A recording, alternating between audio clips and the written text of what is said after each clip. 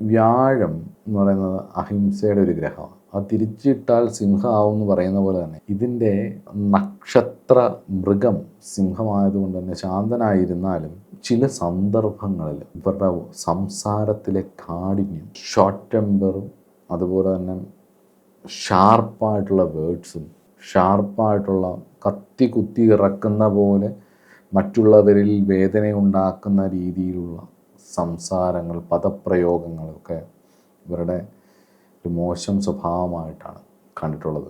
ഇതിനകത്ത് എനിക്ക് നിരീക്ഷിച്ചിട്ടുള്ള, ഇപ്പം എൻ്റെ മകനിലാണെങ്കിലും ഞാൻ പലരിലും ഒരുപാട് എനിക്ക് അടുത്തറിയാവുന്ന പല വിശാഖക്കാരിലും നിരീക്ഷിച്ചിട്ടുള്ള ഒരു മോശം ക്വാളിറ്റി ഞാൻ പറയാം. അത് വിശാഖക്കാരാരെങ്കിലും ഉണ്ടെങ്കിൽ നിങ്ങളത് മാറ്റിയെടുക്കാൻ ശ്രമിക്കുക എന്നുള്ളതാണ്. എന്ത് കിട്ടിയാലും ഒരു അസംതൃപ്തി എന്നുള്ളതാണ്. എത്രയൊക്കെ നേടിയാലും പൂർണ്ണമായൊരു സംതൃപ്തി ലഭിക്കാത്ത ഒരവസ്ഥ ഇവർക്ക് അനുഭവപ്പെടും.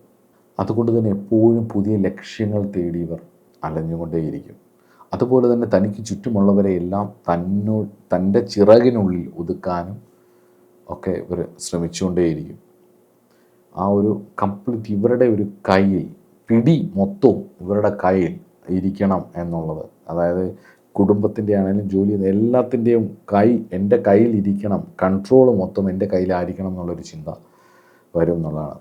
അതിനേക്കാളിലും ഭീകരമാണ് ഇത്രയൊക്കെ ചെയ്തിട്ടും ഇത്രയൊക്കെ നേടിയിട്ടും ഈ അസംതൃപ്തി എന്ന് പറയുന്നൊരു കാര്യം, അല്ലേ? ഒരു ശാന്തി വരുമ്പോഴാണ് ആ ഒരു തൃപ്തി വരുന്നത്. ഒരു തൃപ്തി എന്ന് പറഞ്ഞാൽ പൂർണ്ണ സമാധാനം, ആ ഒരു കണ്ടൻമെൻറ്റാണ്. അത് കിട്ടുന്നില്ലെങ്കിൽ പിന്നെ എന്തുണ്ടായിട്ട് എന്ത് കാര്യം? അപ്പോൾ അത് ആ സ്വഭാവം മാറ്റിയെടുക്കാൻ വളരെ നേരത്തെ ശ്രമിച്ചാൽ ജീവിതം അത്രയും കൂടെ ഭംഗിയാവും, സൗന്ദര്യപൂർണമാവും, ആസ്വാദ്യകരമാവും. എല്ലാത്തിനും ഉപരി വീട്ടിലുള്ളവരുടെ പ്രാക്ക് കിട്ടാതിരിക്കുകയും ചെയ്യും.